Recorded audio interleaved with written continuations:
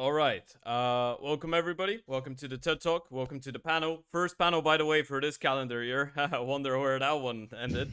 But yeah, there's been a couple interviews, so I haven't forgotten about it. But yeah, it's major time. It's RMR time. So I'm gonna be joined by two lovely gentlemen.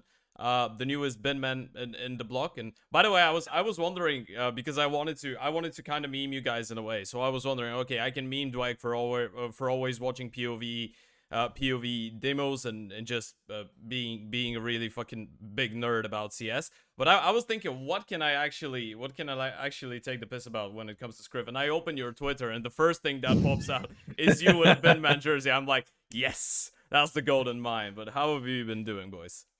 Yeah, not bad. Not bad, to be fair. It came in the post yesterday. It's been a little bit because I'm a land dodger now, you see, Yeah. unfortunately. So I paid my dues and all that, and I was going to go pick it up, but I never really got the chance. So shout out Bando one time for getting it not emailed, bloody hell, getting it posted to me.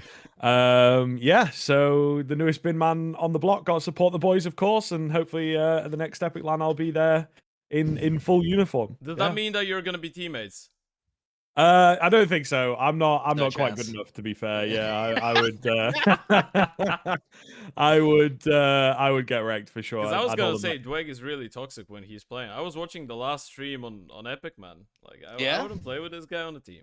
Yeah, I know, right? Yeah. That's what it's all about. UK lands, all about CS. So yeah, I've already got my ticket, Scriv. Hotels booked. Everything's hell. planned for the next one. So always keep the calendar open for when the Epic lands come around. But Yeah. When's I'm actually keen for the the next RMRs one? now. It's like June, I think. Like towards the end of June. Okay. I actually, you know what? I might gather up a team and beat the bin man, or at least try To my be best. fair, if you're gonna come, we always recommend like either the beginning of the year, which is February, or the end of the year, which is October, because Okay. they're like the bigger ones that have got the bigger LAN hall. So yeah, maybe I we'll was see you at thinking one if of it's those. player break, I might bounce. I think it might be fun. But yeah, as you said, we have the RMRs coming up. In fact, they're starting tomorrow on the 6th. I'm gonna try and upload this podcast straight away on YouTube. We're recording this on the 5th. I'm gonna try and upload it today. We'll see how this one goes, but yeah, we'll do my best. So there's not a lot of time. It's gonna be the last RMR for anyone that's been living under a rock and doesn't know what this is on about. Is the last RMR since CS:GO, because it's gonna be the last CS:GO major, so it's kind of like a big deal. The first major that's gonna be happening in France as well, so we have a couple of French teams that we're gonna talk about. But starting it off, guys, I wanted to actually start it with the Asian RMR, because obviously we're not gonna talk about the European Group B one, because we don't want this conversation to turn out to be like 3 hours one. Because it's gonna be fucking boring to listen to, and for us, it's not gonna be as enjoyable. And Scriv doesn't want to be here, so I had to pay him. Whoa. Come on now. No, I'm kidding, of course. But I wanted us to start off with the Asian RMR first, and then go through the Americas one, and then we're gonna go through the European Group A one, and do even a tier list, because we want to be trendy, even though that trend was popular like 2 years ago. But what do you think about the Asian scene? Because I think that's the first time in a long time that actually the Asian RMR has been somewhat intriguing. At least to me, it has been a bit intriguing. So I wanted to really hear your opinions on this. First of all, taking a first look of the teams, is there like two teams that scream, okay, we're making it through to the major for you guys? We're gonna start it off with Griff. Yeah, I think the two big ones have got to be the Mongols and Rare Atom, just by virtue of their, international success, looking pretty good recently. Rare Atom, obviously at Pro League, picking up some very interesting results. Let's say they couldn't quite keep the consistency, but they took down Liquid and everything, which I think was a really big deal. And people didn't really expect them to find as much success as they did over there. But yeah, I'm certainly looking forward to what they can kind of bring. And they're taking maps here and there against some of the bigger teams, right? They took a map off Navi and Big, so I think that for me, rebranded as well. Rare Atom since the Vici Gaming days have been looking very, very solid. I must say, I And like they're a VG fun team Gaming to logo watch. more.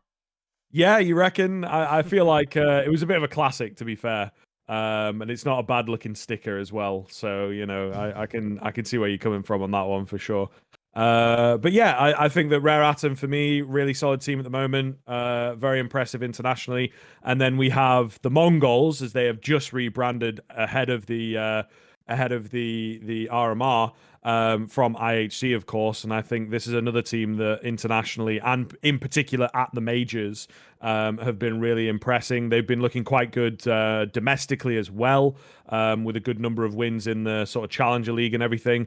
So I feel like, Mongols, they have a bit more of that firepower. They've got the Mongolian Counter-Strike on their back at the moment, and it is in Mongolia, so maybe the hometown advantage gives them a bit to work with. But I like the Mongols a lot. They have made a move. They took Score out of the lineup. I'm not really sure about that because he was really, really scary. The pairing of, him and the rest of the team, they were just very, very impressive. But I still feel like they've got to be one of the favorites coming into this. Greyhound is the only other team that could maybe sneak through for me. I'll probably jump on this. I mean, I've always had a very strong relationship with even the Asian minors because obviously that's what I sort of grew up with. Yeah. And I think the first thing that's very interesting to talk about is that in February, Kingfisher, who had been the head coach of the Greyhound Renegades team for about the last 2 years, parted ways and has now joined Vertex as their coach. Yeah. So that's quite sort of an intriguing idea that you part ways with Greyhound, but then you go on the other side and you both going to be at the RMR. I think for Vertex, they're a team that we've seen previously participate in these kind of events. Hazard played on the old Avant team, and was also playing under Encore in some of the few RMRs. This is the first time that he's going to be playing on LAN with Vertex, and has a Sydney boy, so I know him quite well. So I'm going to be keen to see what Vertex are made of. Again, they're not going to be a massive threat, I think, when you look at the rest of the competition. But don't even sleep on Invictus. These guys put up a fairly decent fight in the Melbourne RMR last year. So they actually came relatively close in the conversation to qualifying. Obviously, this time around with 8 teams, it's a little bit more difficult. I think with Tai Lu, name value, Attacker Summer, we know that these guys qualify to a shitload of majors.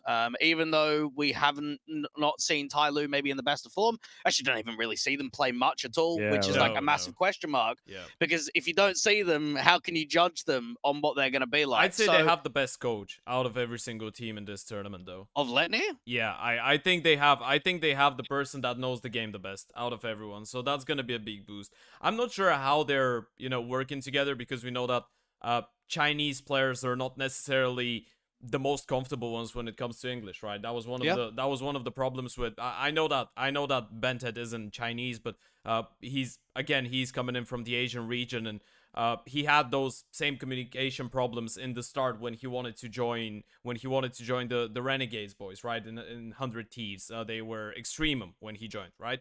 So when he joined them, there was a couple problems with that. Oh no, he played on Gen G actually before that in English. That's right. Yeah. Yeah. But when he was making that transition, it was a little bit hard for him.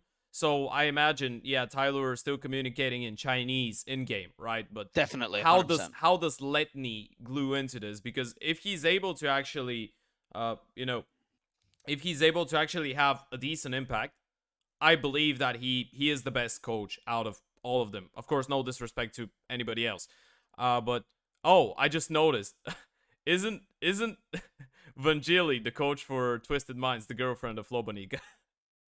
No idea. Couldn't. No, yeah, I don't have any idea. I think that's not his into my girlfriend. Loba lore. I'm pretty sure fair that's. enough. Yeah, I'm not sure. Okay, I'm not sure, but I believe so. But yeah, I actually have no inside info on Kingfisher, and I haven't seen him that much. So maybe Dweg, you can give us some insight on the Australian coaches and how good they are. But I believe Letny is the only one that's been playing the game out of those coaches for a really long time, and he's the only one that's played on a relatively high level. So I think that's going to be a big factor. Do I think that Tyler are going to be the best team in this tournament? Hell no, but I think it's going to be a factor. Yeah, I don't know who's going to qualify. I think the favorites, obviously, to me, are Mongols, Rare Atom, Tai Lu, and Greyhound. Between those four, I think if 2 of those 4 don't make it as such, it's one of the outside 4, then something's gone seriously wrong in this bracket. But this obviously puts like a little bit more of the stakes on what's going to happen. The idea that you've now got 8 teams with a double elim bracket, I could see a few upsets. I mean, Greyhound Tyloo in the first round, like that to me is like an upper bracket final kind of game. So to see that in this sort of position, one of the favorites is going to be down in the lower bracket, which has to have an insanely tough run to try and qualify to the major itself. Yeah. A real challenge, I think. With a double elimination, like you say, just kind of looking over that. I think that maybe even Rare Atom Vertex is a matchup that could result in a little bit of an upset if Rare Atom come in a bit cold. I'm not sure, I think they're all best of threes. Maybe it's all best of threes. Yeah, maybe it's best of threes. Then I don't know. I rate Rare Atom. I think I rate them as individually the best team in this tournament. Like when it comes to firepower, I think firepower-wise, those guys are sick. Oh no, to be fair, they are best of ones. Are they? Best the opening games so are that is kind of yeah. Okay, so the first game, savage. Yeah, the first game can go south. It's actually quite odd that they have BO1s in a double elimination bracket.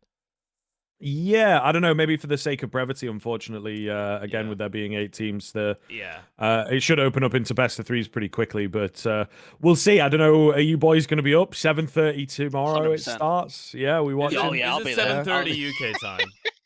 Yeah, 7:30 UK time. Okay, so, then I can. It's like 9:30 my time, so I can maybe catch some of the games. I probably will. Sure. I probably will. I've already got my alarm set for the Rare Atom Vertex game. I probably won't watch the Mongols versus Twisted Minds. That one's maybe a bit early. Yeah, but I'm gonna support the boys in Vertex and see what's happening over there. Yeah, that's gonna be an interesting game. By the way, I wanted to hear your opinion because I saw a really intriguing tweet just recently, like an hour ago, as I was making my way back home from the gym to shoot this podcast. But because we spoke about the Mongols and they're playing Twisted Minds first round, that should be an easy one unless Dog decides to cheat on LAN and drop 50 kills. But I saw a tweet from IHC which was published 3 hours ago.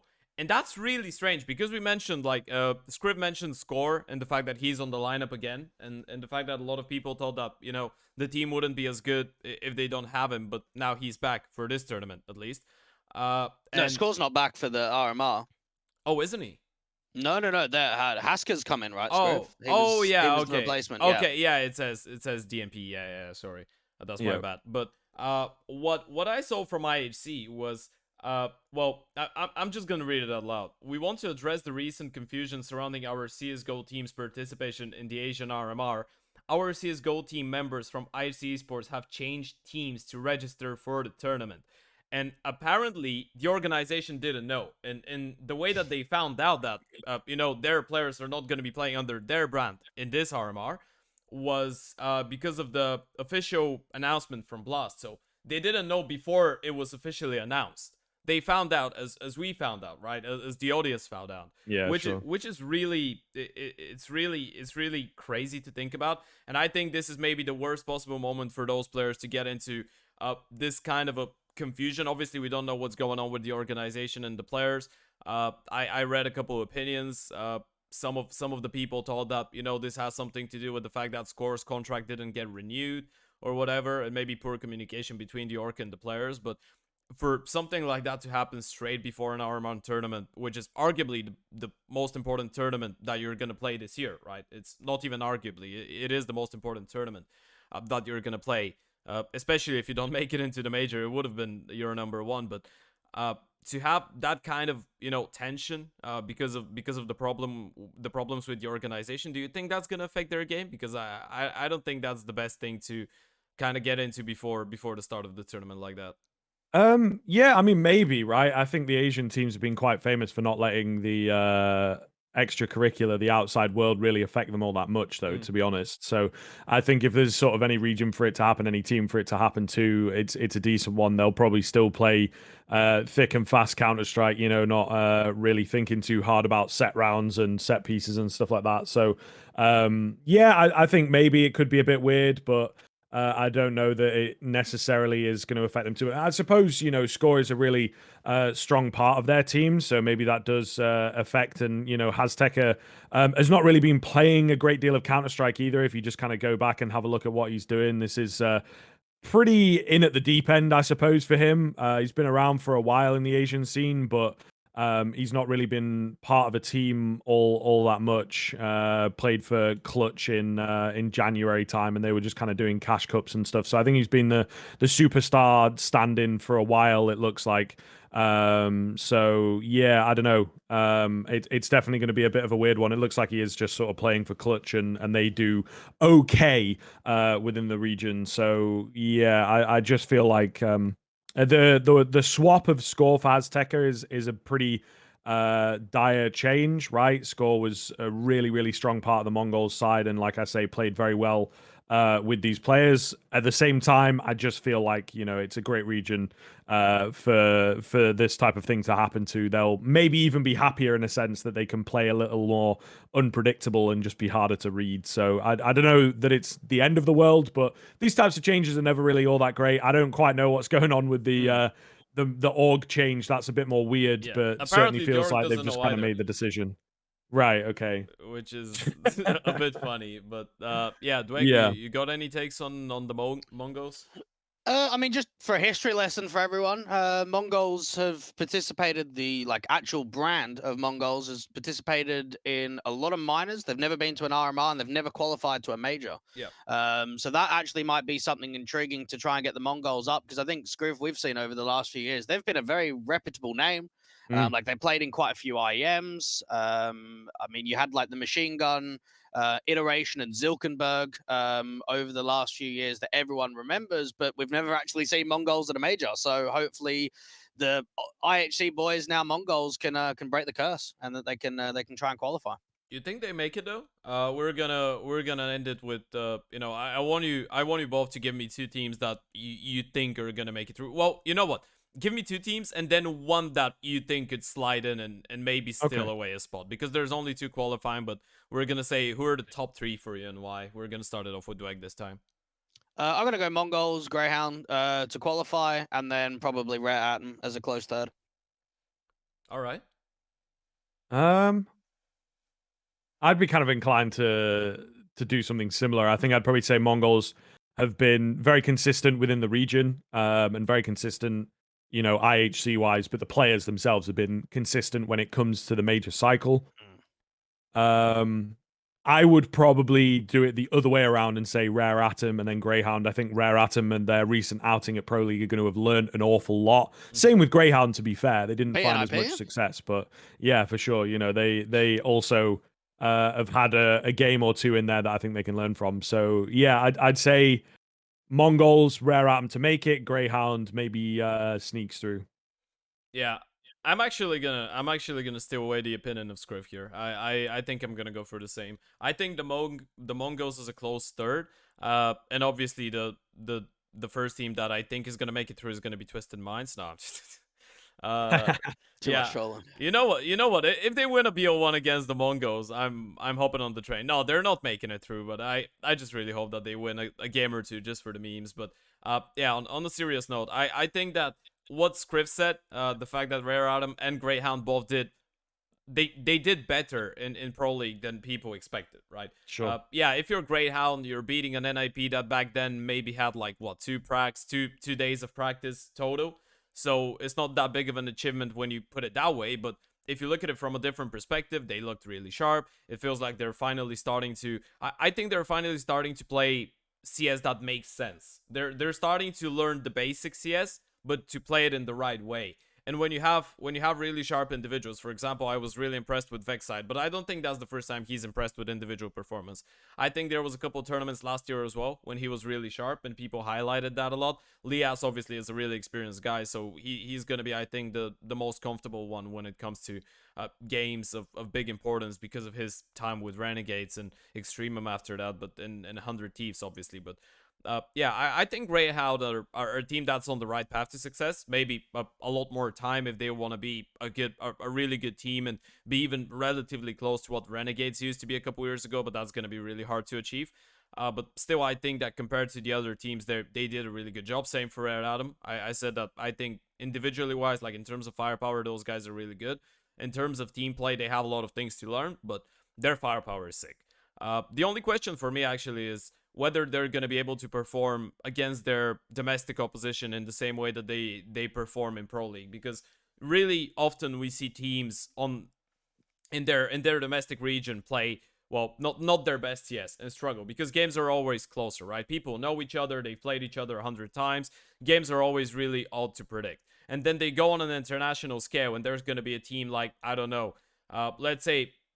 Let's say we live in a world where the Mongols internationally are doing really shit, but when it comes to playing against Rare Atom and Greyhound, they're the best because they've played them 100 times.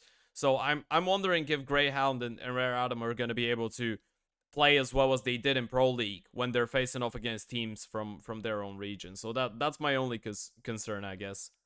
I mean, one thing that I could even add to that, Ted, is that Greyhound, or at least that core of players, have never not qualified to a major. Every single time this core, from Berlin to into COVID to out of COVID, have qualified to every single major. They've never not qualified. Who are the 3 players of the core? Is it Sicko Inns, and Alistair, right? Yeah, that core. Okay. So even though there's been a few different variations, like you had Dexter in there, and you had the likes of Dick Stacy in there, and Malta, like there's been a few different iterations, but basically this variation of players have never not qualified. They've always qualified. Okay, so that supports it. Well, if we follow the logical end of things, well then Greyhound should be playing a major, and Dweg should be really happy. And imagine now just Tyloo and Invictus make it through. Yeah, imagine. That would be really fun. I can remember a couple RMRs in which both teams that make it through are fully Asian, but we'll see. Hopefully Greyhound will be able to make it through. But with that being said, I don't think there's a lot more that we can discuss about the Asian RMR. It surely is going to be entertaining. I feel like Asian CS is on the right path to success. There's a lot of individually good players, and with time maybe they can start playing the game in an even more structured way. But moving forward, boys, we have the most interesting RMR of them all. We go over to NA. Hey, this is my favorite, and I'm gonna start it off with EG. What we think about EG? Hello, what's up? I mean, it's probably like the luckiest story of the year, to be honest with you. I really don't know what to make of EG making it in. You know, they had the whole Kassad Grand Slam, you know, the team that beats them and knocks them out and all that kind of stuff. And then they just eventually make it in, which you can't help but laugh, to be honest. They've had a lot of shit recently. They're complaining at ESL Pro League about people making fun of them and all this kind of stuff. They don't help themselves, to say the least. And then this kind of happens, and it's like, you know, such a unexpected turn of events, and just I can't help but laugh, to be honest, that EG are able to get this kind of look. But maybe it comes at the wrong time as well, because I just think that they are starting to become kind of a laughing stock, to be honest. Yeah, I don't know. I don't really have too much to add to it. I mean, are they a favorite to qualify? Probably not. I mean, there's only 5 slots, right, to make it to the major. Yeah, and I there's think 5. I mean, the top 3 that we have to be looking at as like 100% qualifying is Liquid, Complexity, and Furia, right? Like, I don't think. By the way, I'd put Imperial over Complexity. You put Imperial there as well? Yeah, maybe. Yeah. Like, but then even that, because they always play well against Complexity. When they play like Complexity, are gonna they're gonna have a good chance. Like if Complexity play Liquid, I think Complexity have a bigger chance to beat Liquid than Imperial does. But if it's a 1v1 between Complexity and Imperial for a spot in the major, I think Imperial win it. Yeah, so I don't know. Like, I think Pain have got a decent chance of qualifying. Yeah. MIBR's playing fairly well. You've got like the Team 1 lineup as well that fairly decent. You've got 0-0 Nation. Like, considering that there's only 5 spots, I think there's going to be some favorite teams not making it for sure. With just how packed the caliber of competition is for this RMR. Yeah, we have a couple really interesting lineups, by the way. I was taking a look through those, and there's a couple names that I haven't seen in a long time. Loss +1 I like, because we have Maliki on there, we have Turk, we have Mr. IDK, we have Maups. Peacemaker is the coach of this team, by the way. I know those are not teams that are gonna make it through. Probably it's like 5% chance of them making it through. What, Team 1? They've got a decent crack. You think so? Yeah, no, these guys are fairly decent. I think they came in quite close to qualifying last time around as well. Yeah, I think they did. But I don't know. I think it's really competitive in NA right now. I don't even think they're the best Brazilian team out there. Even if I'm not talking about Fury, you still have Imperial, you still have Pain. I think Fluxo. I think Fluxo are gonna be decent. I think those guys have a lot of firepower. I haven't watched them play in some time, but I remember watching them back like 6 months ago. I remember I liked what I saw. And they were, they had that crazy streak. I think it was like out of 25 best of threes that they played, it was just South American CS, right? But 25 BO3s, they won like 23 of them. That was in the fall of 2022, which was really impressive. And then we have Destiny playing the game still. You remember Destiny from a couple years ago? Yeah. The Luminosity days. Those guys are he's playing with Yale as well, with Venom Zero, who was in the Academy of Godsend, I believe, if I'm not mistaken, who's a really sharp guy as well. And then we have a couple of the NA boys. But yeah, what I find really cool about this NA RMR is the fact that on every single South American team, well, maybe bar Team Solid, because I don't really know those guys that well, but on every other South American team, you have a guy that used to be a massive name in the region like 5 years ago, which is really cool from like a fanboy point of view.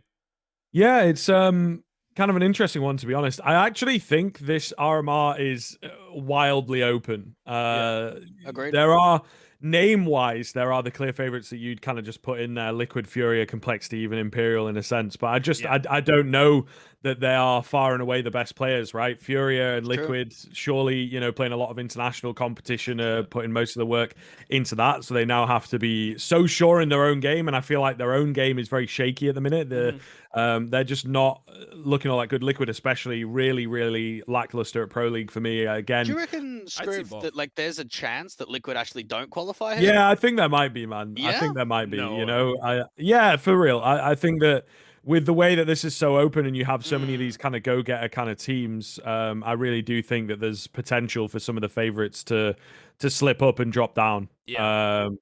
Because, like I say, they're going to have to come in sure of their own game and make sure that they're playing an A tier, kind of what you'd expect from the top level. And I just think that their core game at the moment is missing so many things, and that's something that some of these lower down teams like an MIBR, like a Pain, they have very, very confident fundamentals, right, that just can apply to all levels of teams and whatnot. And I think that that's why we always, going into those types of matchups, and people were saying when Pain Gaming were playing at Pro League, that it's like, you got to watch these guys, they might find a game here or there, and that can result in some upset potential. And again, I think that there's a lot of potential for this RMR to really be blasted upside down. They've already beaten Liquid, they already beat MIBR. It wasn't they beat them at Pro League. They beat them at the Spring America Showdown as well. I was going to say, I thought they managed a couple games. So Pain seems to have the number of some of the top teams, and I don't know how much time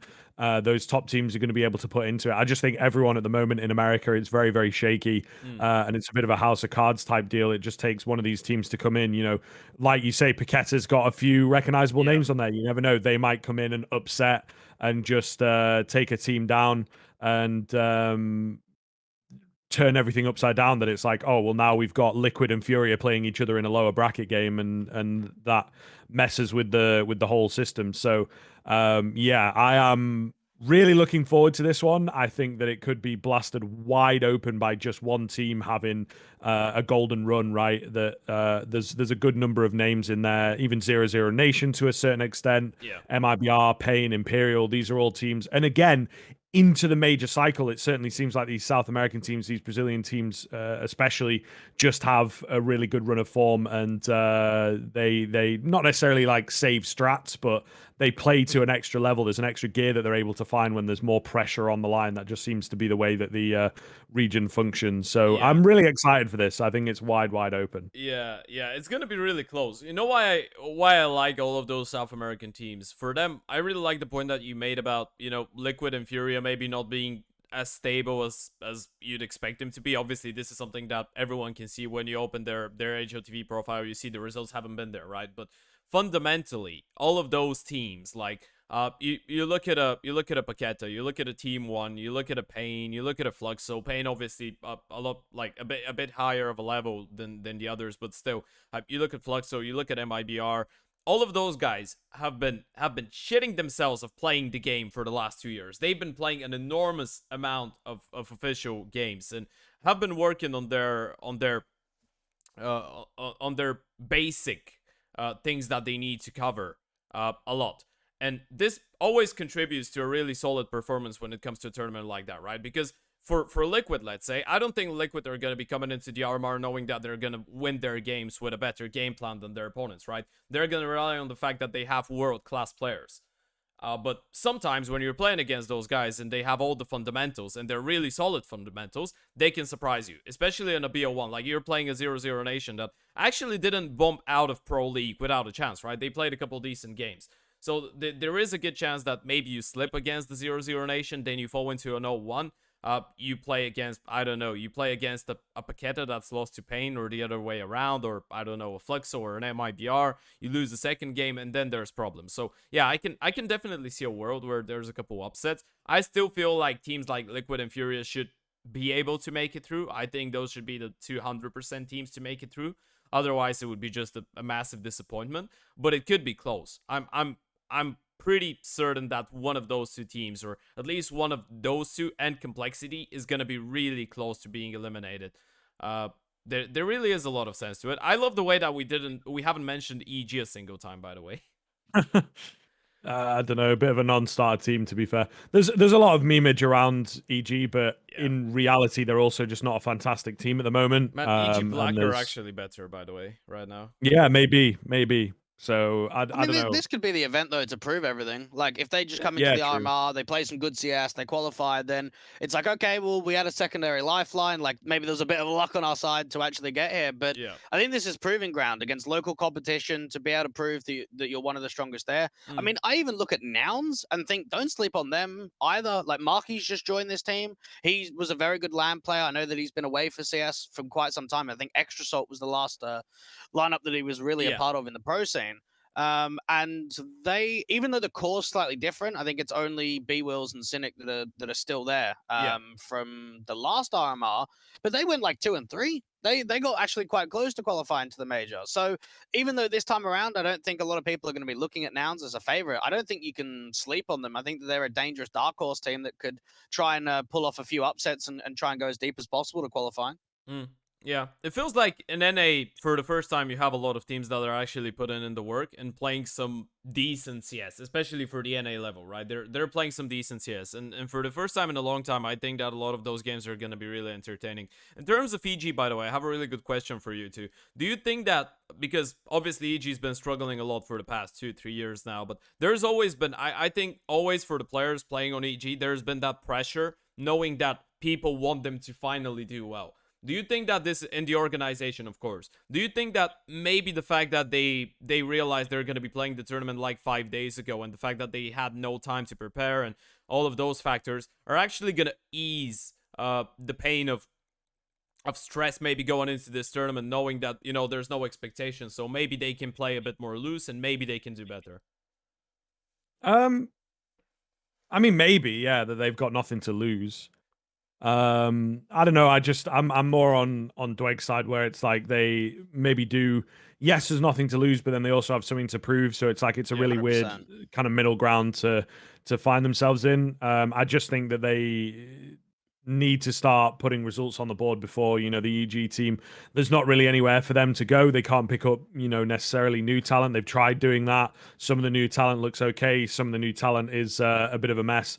So I just think that they need to take this invite that they've been given, this kind of gift that they've been given, because you got to remember they didn't qualify. Yeah. So they ultimately have to prove themselves and show that they can, at the very least, match off against the domestic competition, given the proper chance that they've now been given. But at the same time, I think they could also go the other way, where there's not much expected from them, so they might play, like you say, a little looser, a little faster, and that might give them the no pressure attitude that can be so effective at times. But I don't think that in reality is where they should be. They should be at a level where it might be a bit, you know, cringe if they don't really make it, but they should be at a level where it's like, we are trying our hardest, we are doing our best, and this is the best game that we're able to bring, and we, the viewer, will see how far that goes for them, I suppose. But yeah, I do feel like there is an energy around the team, agreeing with Dwight here, that they need to prove themselves, to be honest. Yeah, I mean, 100%. Just to chime in here, Chad. Yeah. I mean, one thing that you got to remember is that EG went 3-0 last RMR, and it was a core 4. Everyone is the same on the lineup outside of Cirque. So minus Cirque plus Wiz. Yeah. is the only one, right? Like that's the only difference. Yeah, that they we've played seen. with Hext and Nealon already. Yeah. So, and I think as well, like you can't.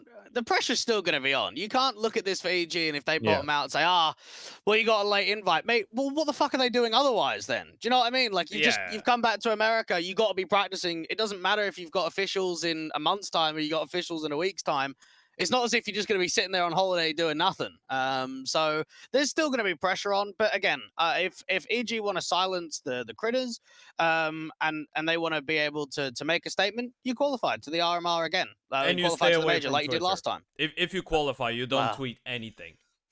That's the most important part of it. But yeah, I do agree with you guys. I feel like I think I maybe put it wrong. I formed it wrong. I think that for the players themselves, this is gonna be the first tournament that they feel like they don't have as much pressure from the organization. Obviously, they want to prove themselves, right? Especially for a person like Breezy. This guy was in the conversation for a top 5 rifler in the world a couple years ago, right? So for a person like that already, like, considering the level he's played on, Automatic is a major winner and all of that, those guys are used to beating some of the best players in the world, or at least, well, they're not used to doing it anymore, but they were at some point. So you always know that those guys are gonna have that anger inside of them, and they don't want to lose to, no disrespect, but you don't want to lose to teams like Paqueta, you don't want to lose to teams like Nouns, even, Team Solid, Flamengo, and all of those guys. You want to beat them simply because you're a better individual. So yeah, I guess they have a lot to prove, and 100% they need to,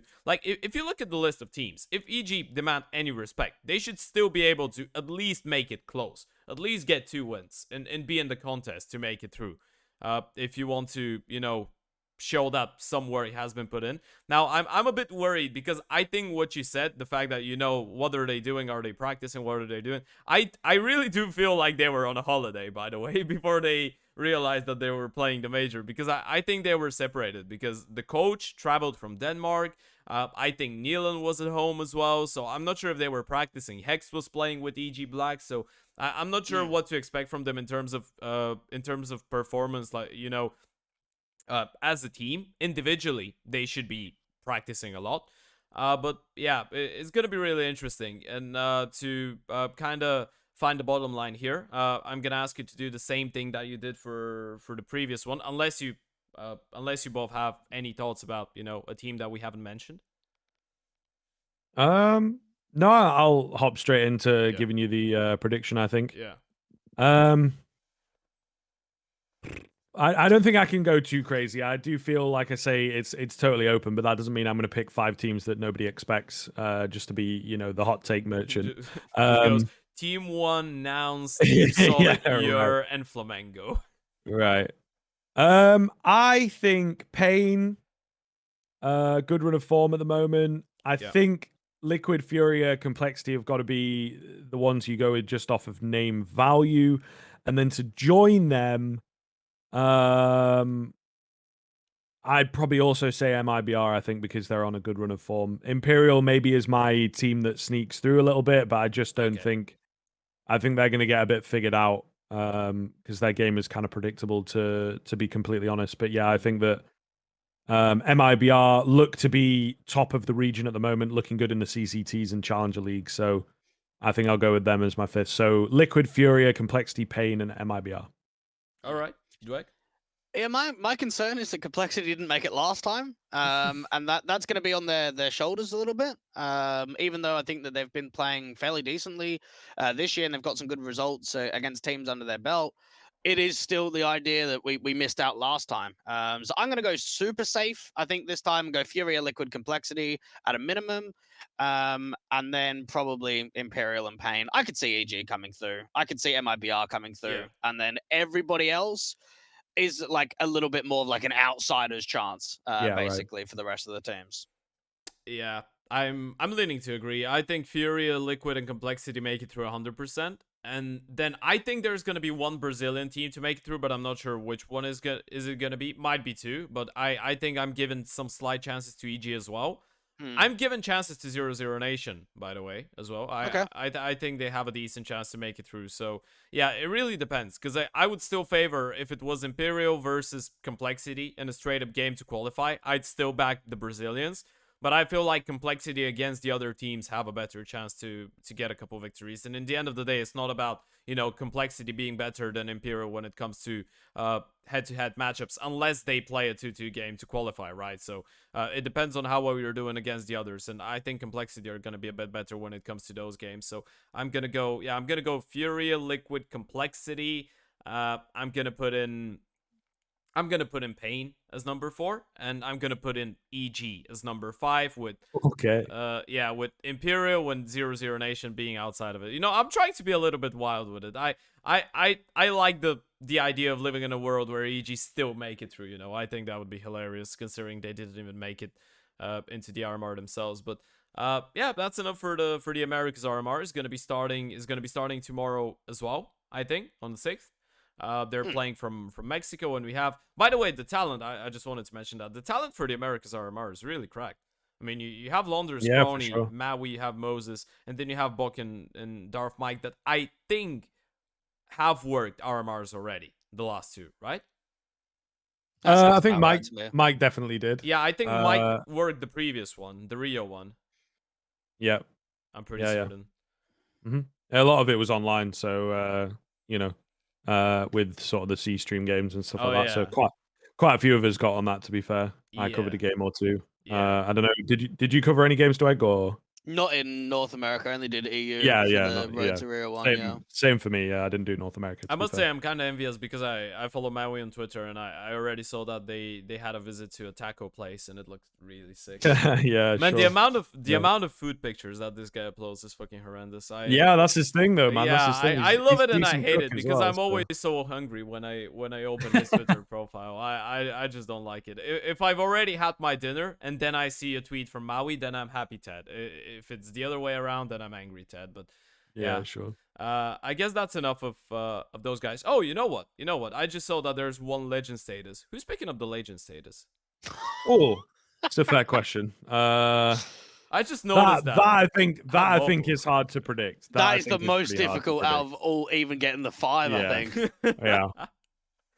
Because it's just such a mess right now. I'd probably say I go in. I'm gonna say Furia. I just think Liquid's run of form right now is really terrible. So I'm gonna say I'll Furia. go Complexity. Okay. Yeah, I don't know. I've no idea. Couldn't tell you. Could be fair enough, mate. Fair enough. Keeping it real. Yeah.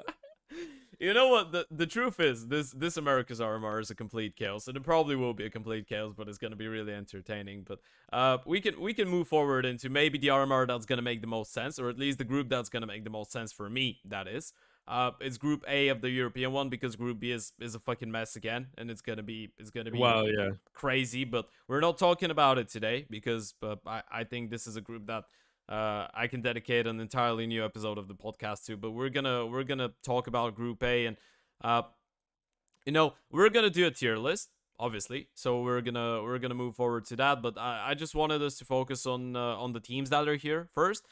Is there a team in here that you feel like has? Well, you're just wondering how they made it into the RMR, and you think that. Yes. And you think that they're just gonna be happy about being here. That's kind of a savage thing to kick off with, to be fair. Probably one of the reason UK I have that teams, question to be is honest. because both of you are UK, by the way. Yeah, I was gonna say you've kind of baited us into it. I think I don't know, mate. It's a bit savage. Maybe Into the Breach, to be fair. I feel like they were pretty recent together, but when they qualified, it is a bit of a ragtag bunch sort of thing. A few of the tier 2 outsiders, stragglers, as it were, not really in a team, not really found it, and then they've just come together in the Into the Breach once again, where they did have a team, and then that flopped, and then they brought back another team. So and a lot of names that it's like they've always been teetering: Rarlan, Crucial, Thomas. These are all players that have looked to find success in the past and maybe had a bit of a taste of it. We saw Thomas was part of the Endpoint project, got signed on to a long contract, and then eventually got moved out of that contract because it just wasn't working with the team for whatever reason, But he was set to be part of Endpoint for a long time, and it just didn't quite work. So, there's players like that on Into the Breach, and I think that they're not the only team, but you did say pick one. But I think they are, one of the teams in here that it's an achievement to even make it this far, to be fair. I'm just gonna say Jack's in the chat right now, and he asks us to be gentle. Yeah, of course. I don't think there's any team at the RMR that looks at going to the RMR saying we're happy we just got here. Okay. Like, okay, Sure, yeah, like sure. you did well to qualify. Maybe you were an outsider chance. When you get to the RMR, your main focus is get wins on the board, qualify to the major. Like, you're not going to go to the RMR already in your mind thinking you've lost, thinking, okay, oh no, we're here. Yeah, 100%. So, it's more like, I mean, do you think that there is a team that should be happy with that? But 100%, like if you're going with the mindset of, okay, we're happy to be here, we're just going home, that's not the right mindset. But like a team that you look into and you're like, okay, it's already an achievement for those guys being here. Oh yeah, I mean for Viperio, without a doubt. Like I think if anyone's heard some of the stories about their entire run, it's comical. I mean you had Rory Christ playing Minecraft for like 10 hours before the qualifier started. I didn't know that. Another thing is the qualification game against Saw in the best of 3. I think Christ has only played Anubis once. Absolutely no util, no idea how the map even plays, and yet they beat a top 20 team in the world on the map and end up getting a 2-0. So there's some like wild stuff. I think again, like I think Artist even said that they came into this RMR. There's been quite a few roster changes with that team itself. You had Bevy, you had Ping, you then had Rory before Extinct came in. So they were working with absolutely nothing. They were calling completely on the fly. When Cruyff signed up to the qualifier, he didn't even know what the qual was. So there's a lot, Wait, right? what? So I think he just thought it was some random event, and Really? then they ended up, going through the open quals, making it to the closed qual. So I think that's maybe one of the most miracle runs of all time, if we're going to be honest with ourselves. But I think, again, for Viperio, they play a very unique style of Counter-Strike. I'm very keen to see what that old sort of guard core of Artist, Giraffe, and Extinct is going to be like at the RMR itself. These boys know that this opportunity doesn't come every day and that it could be a while until they get another one. So you want to make the most out of it. I know that Jack's going over with the guys to help them out. So it's showing that they're trying to put as much into it as possible to get to the RMR, to put on some good performances. In terms of other qualification teams, like even Saw had to go through the closed qualifier decider, which was fairly tough. I don't think there's many other 2 surprises. Maybe one win, just because they're a fairly new roster with some of the changes they've made. Yeah. But those open and closed qualifier brackets are just death. Like they're so tough. You play some insanely good teams. So yeah, I don't think there's too many surprises going into the RMR itself. Yeah, I think that maybe Group B again is going to be the more stacked one, but going into this one, there's I think it all makes a lot of sense. And when you look at the list of teams, you know that there's like 2-3 teams that probably will 100% make it through, and then there's a couple teams that are going to be fighting it out, and then there's your ITBs and Viperios that you don't really expect to go through to the major, but if they do, I mean, it's going to be a miraculous story, especially for Viperio, man. I remember I was having a chat, I think, with a friend of mine a couple of days ago about Viperio, and the things that we were mentioning was the fact that they've played with 4 different 5-man rosters so far this year, or something like that. They've been constantly changing players, right?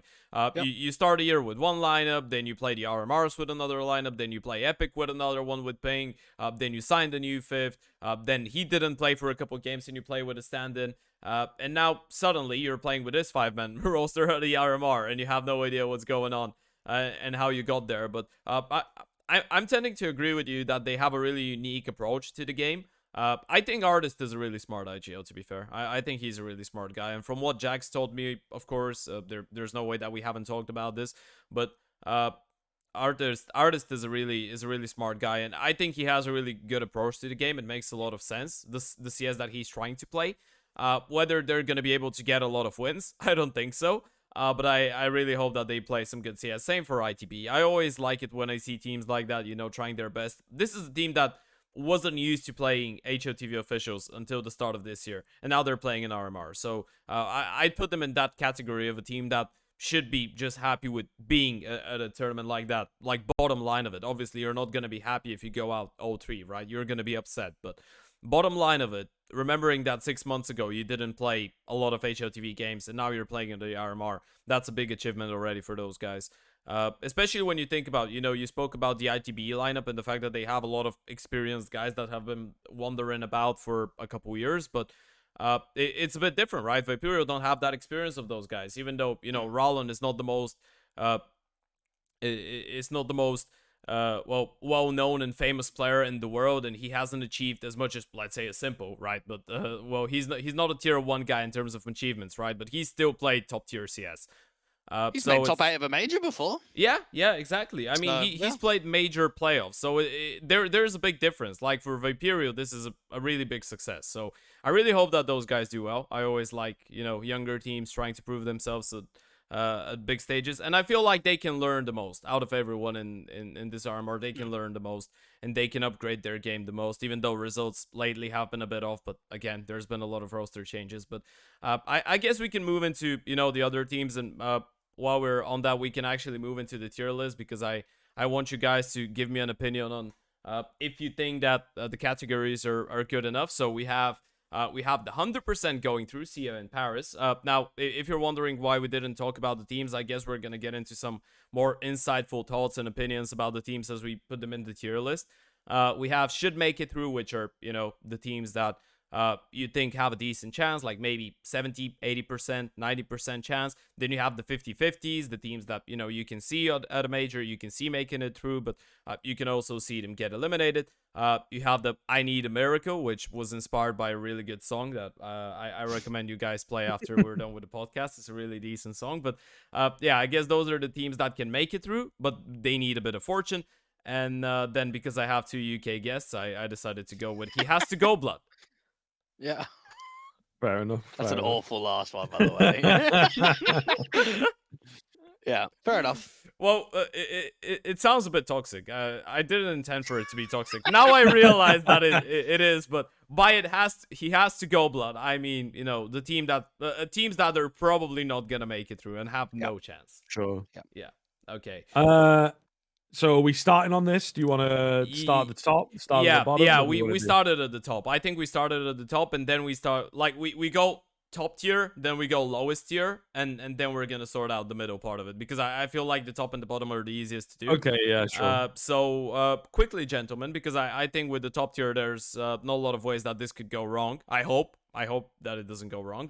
But starting it off, I was thinking, I want you both to give me one team that you would put at the top and why. And first one, I guess Griff can go first. It's got to be FaZe for me. I think a couple reasons. Obviously, form-wise, they've been looking really good recently as one of the strongest teams in the world. They've just come off the Pro League win, the Grand Slam, all that. Their run of form seems to be turning up roses at the right time, which is exactly what you'd want heading into the RMR and the major. I'm also a really big fan of the team, so it's a double header for me. They are one of my favorite teams to watch, and Rain's one of my favorite players, that kind of thing. So yeah, got to be FaZe. I think pretty cut and dry that they're probably the top contender. I'd maybe even go as far as to say for the major itself, maybe alongside Heroic and possibly Na'Vi. So yeah, I'm liking FaZe Clan. Get them in there. Yeah, I mean, another safe one's got to be Na'Vi, right? I think in this level of competition, I think there's absolutely no way that they don't qualify to the major. It's just as simple as that. I think that they're too experienced, they're too strong, and they're a high-end tier 1 team. In this sort of field that you've got this RMR, it's like a no-brainer that Na'Vi go up towards the top. Okay, yeah. I think for the first two, that's why it makes the most sense, because we can't really disagree on the fact that both FaZe and Na'Vi are going to make it through. I think there's another team that you can't really disagree on, and that's VP, at least for me. I think that finally being able to play with their organization as well is going to help out a lot mentally. The counter is like, what has VP done this year in terms of officials? Like, they're very similar to EG, right, Scriv, where we just do not see much of VP at all. And when we did see them, they lost to Forza online in one of those classic invite to quarterfinal situations, and you're out straight I don't away. really look at those. I think, like, I tried doing that, right, a couple weeks ago. Try to remember the last time a tier 1 team got invited into an online cup and actually won it. Please. Yeah, there's not many. Yeah. Hit me. Because I can tell you the last time that I remember. I think Astralis, and then there was 2021 summer complexity got invited into a spring or a spring sweet spring or whatever event like that, and they won it. So there's not a lot. Like Vitality have played him, they've been they lost.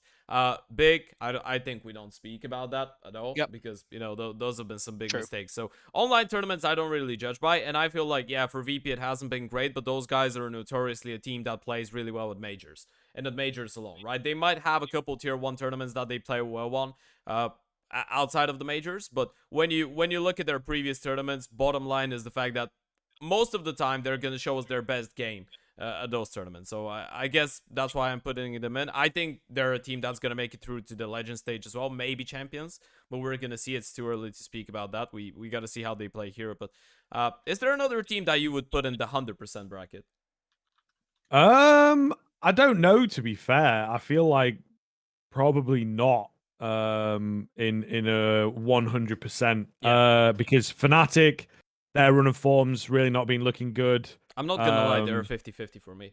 Yeah, they have lost a lot of online games at the moment. There was the IM Dallas qualifier recently. They lost to Godsent. You know, they're really lost to Let Us Cook, which is like a mixed team that doesn't even have a full roster on HLTV at the time. So there's been some wild losses for Fnatic. Mezzi's really not playing well. So I do kind of worry for them, to be honest. But then they made the playoffs of Pro League, so it's like, you know, what are we going to get? I think 50-50 is maybe a good way to put it.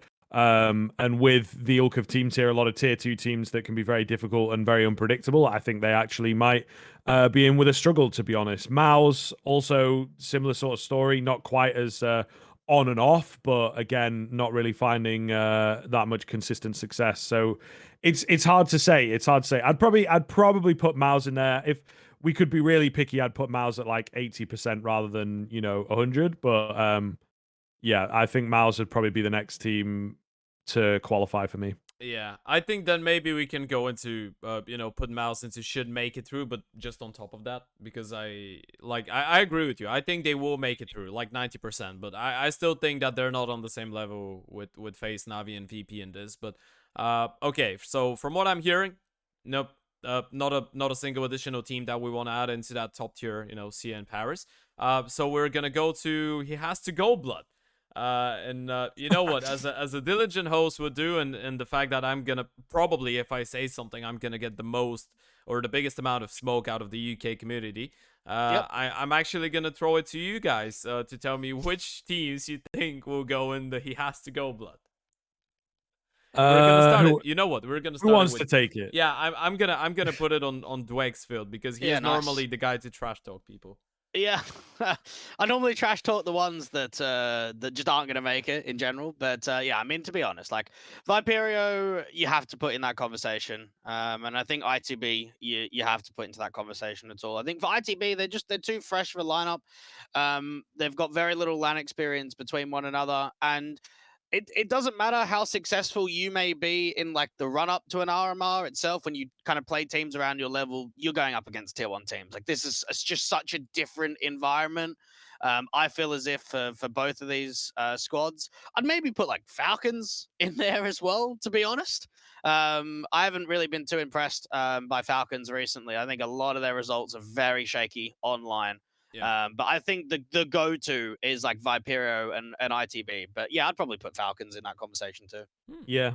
I was thinking of including them when we were talking earlier about some of the weaker teams, but save it for because their online results, given the namesake of this team, really are not good. Yeah. Is putting it nicely, to be honest with you. They, I think, did well in one of the qualifiers a little while back, maybe the IEM Rio qualifier. Did okay at conference, I want to say as well, like a top 8 finish there, I think. But that is about it. And they've been recently with the bet booms and the CCTs and the stuff like this, just really not looking good. And again, it is a shock. MBK Masuta especially is a big shock because they've been at the top level more recently. And every now and then we get a vintage Kenny game, but I don't know. It's a bit weird with the Falcons team, I will say. There is maybe a chance that they pull off an upset, they get a big win somewhere. A, because it's, the hometown major and all that kind of stuff is definitely the French passion and whatnot. But B, because I think they kind of, some of the online games, they just... I don't think they're necessarily practicing all that much, and they're, not giving it 110%. Kenny streams most of his games and, has a good bit of banter going on and stuff like this. And they have had some weird situations where they've forfeited a couple games this year as well, which is really rare. So it is quite a shock to see that a team like Falcons just not bringing an A game to the tier 2. So yeah, I kind of agree. I think they're another team that should maybe be thrown in there. And then the other one that seems quite obvious is maybe Bait, but people said that about them at the last RMR, and then they overperformed a little, and the team's not really changed all that much since then. So I think that you got to be careful with Bait. They're one of those teams that if you predict against them, they might upset you a little bit. It actually seems like they've picked up Owner, who's a fresh IGL at the start of the year, so maybe they're going to come in looking even better than they did last RMR. Owner is really good player as well. I remember we watched him a lot in the We Play Academy League. It was season 5 and season 6. He was playing on Spirit Academy. He was putting on some great numbers, to be fair. I think Bait are a team that you just don't discount. Like, you can't write those guys off. You can't underestimate. There's a thing that we're having a joke about in the Bulgarian space, but when you're playing against Ukrainians, you never assume that they're going to be bad at the game. You never assume that they're going to lose a game. You always know that they can win, even if they shouldn't be winning on paper. So I guess I would put them in I need a miracle. I don't really see them going through. But if I see a team, like if there's going to be a team that I don't think is going to go through, that's going to make it through, I think that's going to be Bait. In terms of Falcons, by the way, I think there's a lot of interesting things that you said. I think obviously the fact that they're not maybe taking the online games as seriously as they're taking their the RMR games and the close qualifier games for the RMR and all of those matchups. That's going to be a big factor. I think a lot of it has to do as well with the fact that with all of those experienced guys, I think playing on LAN is going to be a bit of a boost for them, especially for a person like Body that in his career has tended to always overperform when it comes to LAN events, especially bigger ones. I still remember last time I watched him on LAN was actually the Elisa Masters Expo in 2022, and I know he didn't make it through to the group stage. He was playing on Heat back at the time, but he played a really good tournament, and he's always playing really well individually when it comes to those games. I think Kenny is going to give us a good performance as well. Those guys are going to be really motivated to play. And if the major wasn't in France, I would probably put them in He Has to Go Blood. But just for the sake, you can't just lift the team up because of the location of the major. Right? I think I can because of the extra motivation. I think they're gonna be. I think those guys are gonna be really motivated. I honestly see them because of the experience having a miraculous run. I think they can upset somebody. I'm not saying that I'm giving them an equal chance to qualify as I'm given Sol, for example. I think in an online game they can lose to both Vaporeon and Into the Breach, but I think like because it's that kind of a game or that kind of a tournament with that importance, I'm giving those guys a bit of an edge. I still think they need a miracle, but I'm giving them a bit of an edge. Yeah, I don't know. Like, I'd probably put Bait as 50-50 to me because they went 3-2 last RMR. Oh, would you? So you wouldn't put them as a miracle? No, I put them higher than that. Okay. I think for Bait, like they're a team that are very difficult to play against. Wrinkle is an extremely good AWPer, and they came very close last time around. And I think they've actually got a decent crack. They're obviously not going to be a favorite. Yeah. But I think that they've still got a decent crack of making it through. I mean, even Sprout, right? Like, I think they've got to be in the conversation of one of the bottom end teams. I'd put them in. I need a miracle, by the way. I wouldn't mind that. Yeah, if the major, if this tournament, if the RMR had to be played in August from now, like a couple months, I'd put them in 50-50. But I think they're on the right path with Azar. I like him as an IGO. I think he's gonna try and But you like the teach. results, do you? I don't think that's his fault. I think that's just the poor construction of the team before he arrived. It's really hard to fix a team that's used to just playing individual CS and not communicating in a proper way and not approaching the game in the right way. When you gotta teach those players not only how to play your game, but first you gotta unteach them of how to play the game that they are used to and they've been playing for the past half a year or maybe more than that. And then you have to put them in a structure, which is always hard when you're playing with that many good but really young, unexperienced individual players, I think. So yeah, I don't blame Azar for what's been going on, to be fair. Yeah, I don't know. I feel like Sprout's a little bit doomed, to be honest with you. Just looking past results and things like that, I knew it was going bad, but it's really, really been bad the past month or so. They're losing like BO1s to random teams in open qualifiers and stuff like that. So this is very, very scary. And then to note at the start of last month, the start of the year, let's call it, right, for a while, they were on a massive loss streak. I think that's before Azza comes in. So, you know, maybe there's a little bit of deciding the IGL out, but they were on a great run of form. You know, it was looking good. The refresh pickup, everything was all right, and then all of a sudden it's just all fallen apart. So I think that the team is a little cursed, and again, it's like on paper this team should be so good, with so many of the, like you say, young, really, really solid looking players. Zyphon was touted as maybe one of the best players to come out of Copenhagen Flames, in fact, and they just can't find that same sort of success. So it really does surprise me here. I think that Sprout, I think there's just something in the team now that's kind of cursed them. There's no way that they're going to be able to come back from this. And I think that it'll have to just break apart and reform, maybe keep a core sort of AWPer and IGL that could be pretty hard to replace, and just look around for different riflers, because I don't know what in the fuck is going on. It just I think it comes down to more than IGL problems or wait for Azza to assimilate. I think that the way the team is just made up together is just not gelling at all. And something's gone drastically wrong in the past sort of 2 or 3 months. And either they need to stick it out and get a complete, to pardon the pun, refresh of the team, or it's just like the mesh of players here is just not working, because there's something deeper than IGL problems going on. They should not be losing these games. I mean, it's crazy, right? Because I think last year they had a very successful year, and even towards the tail end of the year, it was very successful. Yeah. And yet, I think a lot of people at the time look at that lineup and think, okay, well, how do you make it the next level? Will you replace the AWP? Like, Slacks is an experienced player, but maybe doesn't have that edge like some of the other AWPers do. Yeah. And then you replace him, and everything's been downhill. So I feel like for Sprout, like, just because there's a player that you look at, which is like an easy change, it hasn't warranted that at all. I mean, even May's got like 2 best of 3s to play at in a closed qualifier. That was really awkward, by the way. They Like, didn't give him time whatsoever. Yeah, I don't know. So I think for Sprout, very unlikely for them to qualify for the major. Yeah, I'm with you on this one. Just quickly to go back to Falcons, are we putting Falcons in I Need a Miracle or he has to go Blood? And at this point, it's Kriv's decision because Dweg wants to put them in he has to go Blood, but I'd put them in the bottom of I Need a Miracle. So Kriv, it's up to you. Give us one. I think they've got to go, to be fair. Yeah, okay, I'm kind of agreeing. There's a chance. I like the idea of, you know, home crowd advantage and whatnot, but again, their online results have just not been good enough. And I think they'll be kind of blown out of the water. And yeah, I don't know. I do have a feeling that they just find like a random result against, you know, a hard top team. They do have Sprout in their opener, so they've done pretty well there, to be fair. You know. So they might be able to find a win or whatever, but I think as soon as they come up against the top teams, they're just going to be minced. Okay, yeah, okay.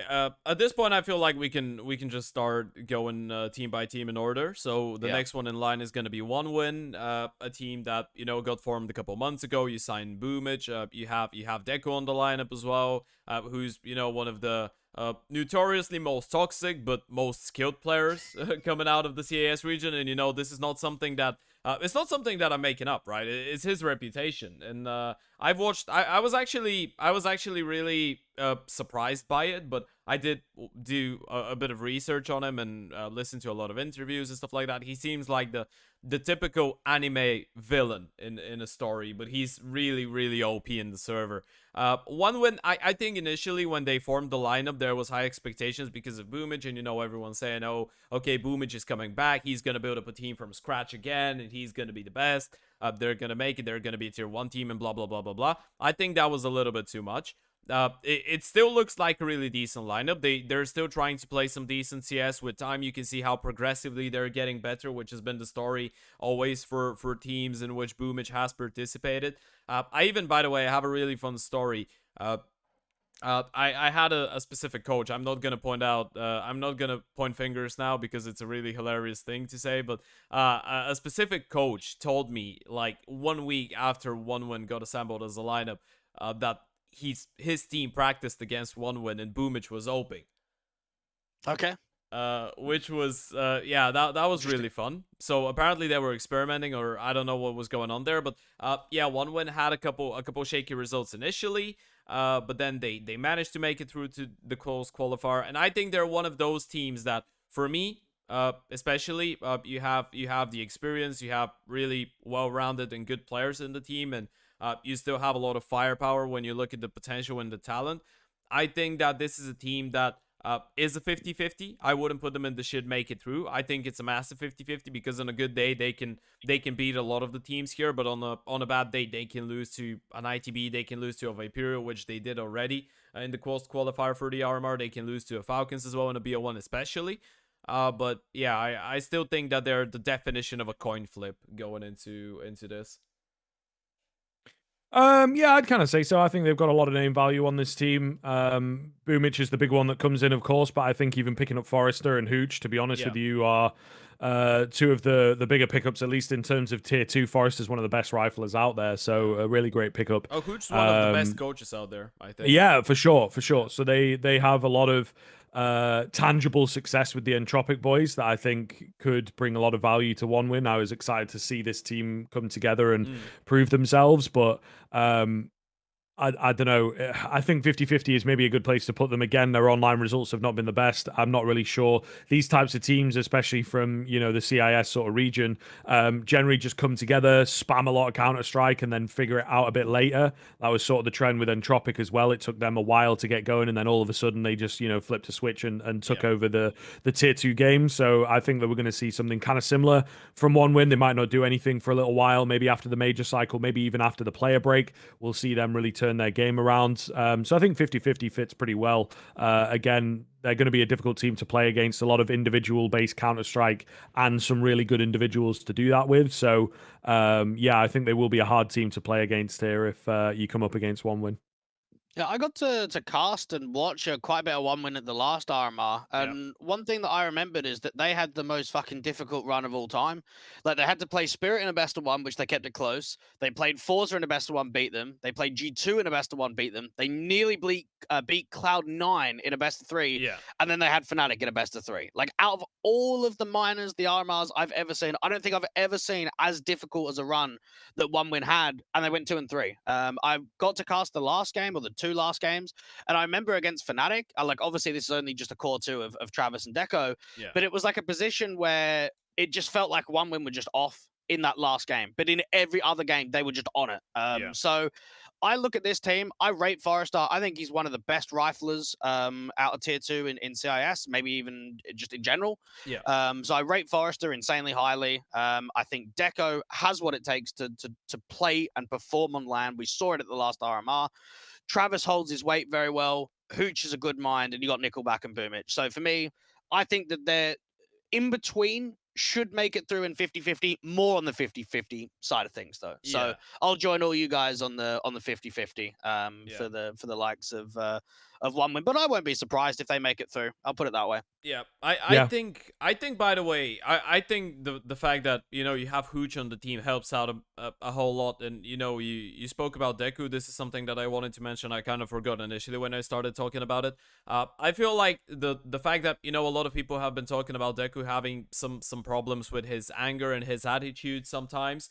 I think it's really positive for him to have people like Boomich and Hooch around, even Forrester, right? But I'd say Hooch the most because he's been around for, well, this guy's been involved with Pro CS for maybe 15, 20 years already, right? So he is a guy that knows what's going on. And I think he can be like, I don't want to say a father figure, but maybe something like that in the team for him. Like he can be a mentor for Deku and be like, okay, so this type of behavior is healthy for you. This type of behavior isn't healthy for you. This is going to help you out in the server. This is not going to help you out in the server. And that makes a really big difference because in terms of mechanics and individual skill, that Deku is good enough to even play, like he is good enough to play tier 1 one day, right? So for him, the barrier is kind of different, and I think that's gonna play a massive role. So that's why I like this one win a lot more than the previous one. I think there's obviously everyone's gonna like this one win more than the previous one because of the entropic edition of the X-entropic boys and stuff like that. But yeah, I think one win is the definition of a top 50-50 team, and I think from what we've said, all three of us pretty much think the same thing about them. So moving forward, we have Seoul, the only Iberian team in here, which is kind of interesting. A team that not a lot of people actually hold to a high standard. I think I'll just put it out there. I think this is one of the best T-side teams in the tier 2 space. One of the best teams when it comes to preparations for the games, when it comes to antis, when it comes to just knowing how everyone plays. They're really smart and they do a lot of prep, but they have been really shaking some of their results. So I'm really curious on what you guys think about them. We're gonna start it off with Dweg this time. Yeah, I don't know. Saw's one of those where, in all honesty, I feel as if they blew their opportunity back in, what was it, Stockholm or Antwerp? I can't remember which one it was. Oh, The you're one talking where about the Outsiders game. the Outsiders game where they're on Inferno Yeah. and it's round 30 and Stododo Yeah. misses the shot and like Muterus is crying on I think that broadcast was after. I think that was Stockholm. Like, yeah, okay, could have been Stockholm. So like even that, like, okay, heartbreak. Yeah. I think that was the best chance yet because they went into Rio at the RMR, didn't really impress me a massive amount there. I think you've got some decent players on the lineup. Like Story is finding some good form. Jerks is playing very well, but it's how long does just Muterus and Roman keep going, right? Before it gets to a point where you've got to give it in because you've got two youngsters on the team performing very well. You've had three veterans that have been playing for an insanely long amount of time. And yet I look at their results and they don't look like a threat to me. Maybe they come to the RMR and they play quite well. I mean, even at Pro League, I saw a few of their games and what you beat Imperial, but then you don't take a map off of Mao's Big and Movistar Riders. Like at least Movistar Riders, yeah, maybe it's that Iberian derby, but still, that's a game that you should be at least holding your weight in. So uh, I think Saw for me is in between 50-50 and I Need a Miracle. I'm not sure in between where they sit with you guys. I'd probably say that they need a miracle. To be fair, it's really weird. They're one of these teams that somehow play the HLTV game pretty well. They always rank quite well, but don't seem to find anything too impressive. They're again maybe kings of the tier 2, you could say, towards the top end of that, and that's sort of proven by the fact that they make consistent pro leagues, they make consistent RMRs. But once they get there, the sort of gatekeeper teams that come in that they have to play against, they don't really look too impressive against. It does seem like this team has a very obvious ceiling that they hit quite a lot and really can't find much success once they get there. They're not able to break through the ceiling, I suppose is what I'm trying to say. So I do feel that Saw need again, maybe a change, maybe some moves, get some of the FTW boys in there. Perhaps it's one of the issues that we've always had with the Iberian region is that the talent pool is not really all that deep. So it can be difficult to replace players and whatnot. But I think that Saw, for me, again, maybe a map here or there against some of the teams. They have a pretty good Ancient, right, that they could cheese against a couple of teams. Pretty good Vertigo, if I'm remembering correctly. Yeah, their Vertigo is really decent.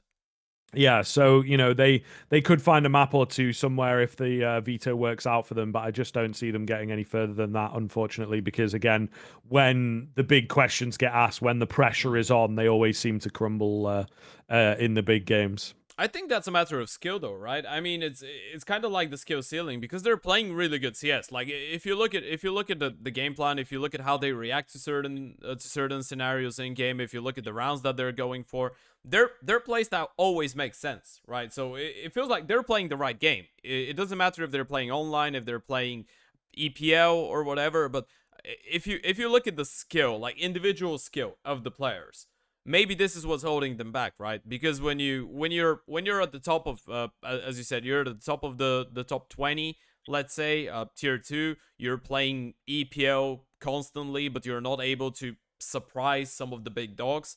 uh this is, I guess for me, is just a sign that, maybe you got to change it up, and you need a guy that's going to be able to be that X factor of the team, and the team itself just try and be a little bit more interesting, or I don't know, switch it up a bit, because it's been, they're playing good CS. I like it. I respect them a lot because of the work that they're putting in, because I think for me it's really obvious that they're putting in a lot of work, because I wouldn't say that they're amongst maybe even the top 8 most skilled teams in this group of the RMR in terms of players, but they're still a really really high rated team in terms of the gameplay and the structure that they have. But yeah, I think I'm on with you on this one. I think I would personally put them 50-50, but I see the reasoning for them to be an I need America, and I think both of you said I need America, right? Just to give you an idea as well, Yeah. Ted, last RMR,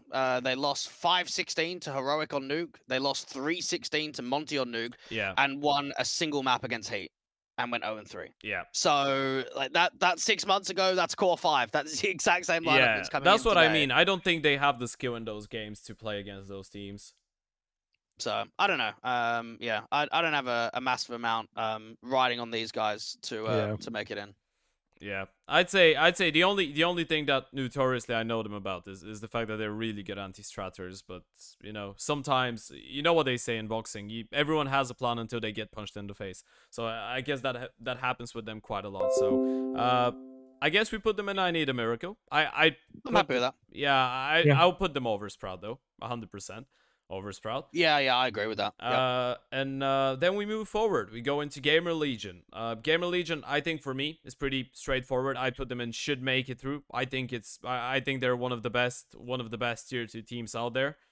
Playing really solid CS. They have good individuals as well. They have people that can step it up and deliver. All really well-rounded players. Im has been spectacular individually. They have, I think they have maybe the best, well, not the best, but one of the best work ethics in the tier 2 space, in terms of how they're preparing for the games and how seriously they're taking all of it. And I think that the run that they had in the last RMR showed that they can perform in scenarios where people don't really give them a lot of credit, even though maybe the pressure is going to be a little bit more this time around, because people back then didn't expect anything from the team, but now people have expectations. I still think that Gamer Legion is a team that should be making it through, probably.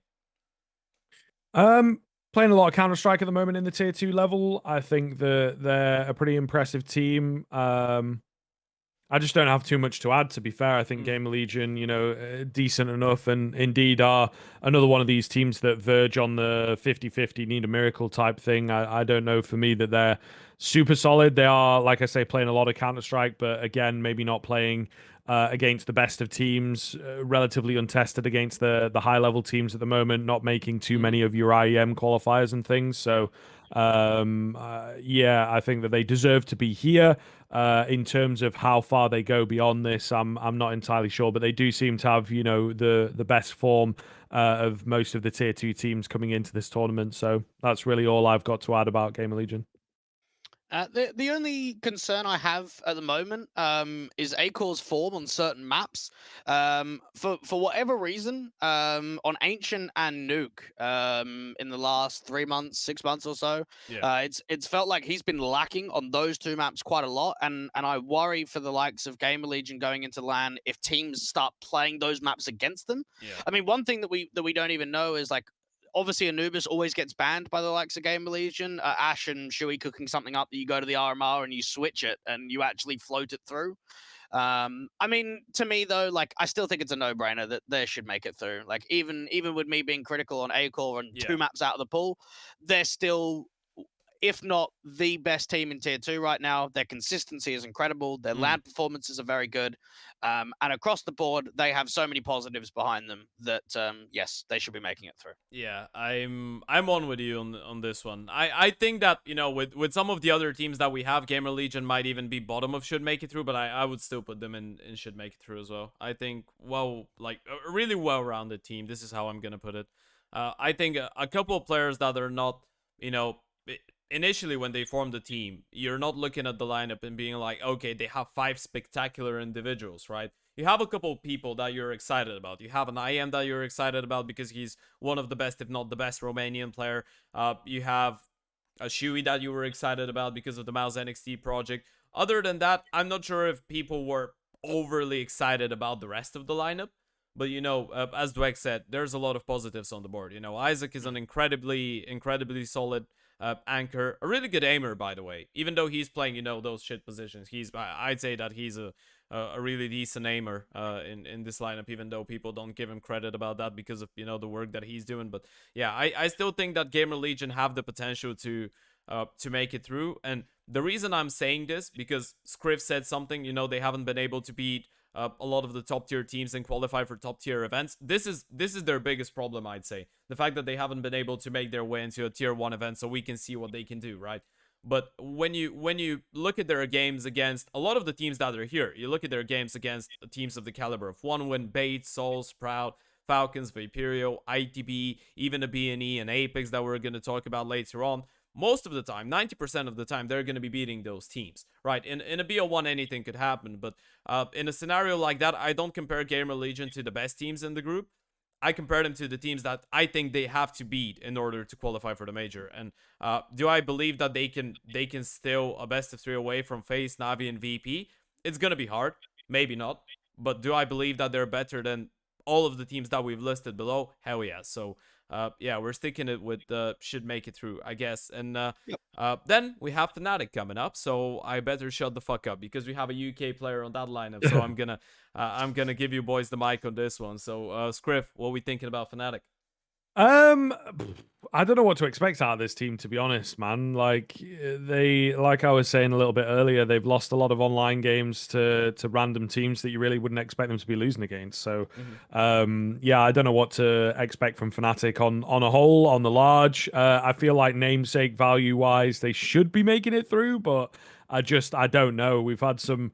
Honestly, Mezzi with some really poor performances, Nikados with some really poor performances online. You know, this is hopefully when they play on LAN, they do seem to play a lot better. They made the playoffs of Pro League, and that seems to be their ceiling, is, you know, hitting playoffs, winning a few group stage games, and not being able to get past that once the big games come in. But these are like really big games, you know, against a Navi or a FaZe as they have in this kind of group, right? Might be difficult for them, but you should expect them to at the very least find a spot. But yeah, I don't know. I don't know. Fnatic for me just look really inconsistent at the moment, and they are coming in with a dangerous look right now that they're just not able to beat some of the mates of these tier 2 teams. You know, they're not able to take it, even like losing to Godsent and stuff like this. You know, really, really surprising losses in the past couple of weeks, and I think that there's a thing or two you could learn. If they're going to be one of the teams that you prep for, one of the teams that you look to upset, then it could happen, right? And their opening matchup against Viperio really could catch them off guard. We'll see. I think see you in Paris for Fnatic for me, to be honest. Really? Like I think their land performances, you got to remember, they made top 8 at the last major. They won Alyssa Masters at the end of last year.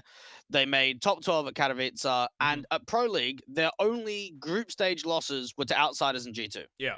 everybody else they're beating. And I feel as if, yeah, maybe we can have some concerns when we get to the major, and maybe they're not as much in like an absolute category. But I think in this RMR with these levels of caliber teams and playing online, I think Fnatic's is just a go-to for me at least. Hmm. That's interesting, by the way. I don't think I put them in CA in Paris simply because of the fact that I'm gonna put it that way. I think Gamer Legion and the other teams that we're probably gonna put in should make it through can beat Fnatic in a best of 3. But I don't. Just because they can beat them doesn't mean that they're going to Yeah, have a yeah, better yeah, record. yeah. But hear me out. I don't think Okay. that. I think Gamer Legion have a way bigger chance of beating Fnatic than they do have a chance of beating VP, Navi, or FaZe in the BO3. So I don't think Fnatic are up there because of the inconsistency, as Criff talked about it.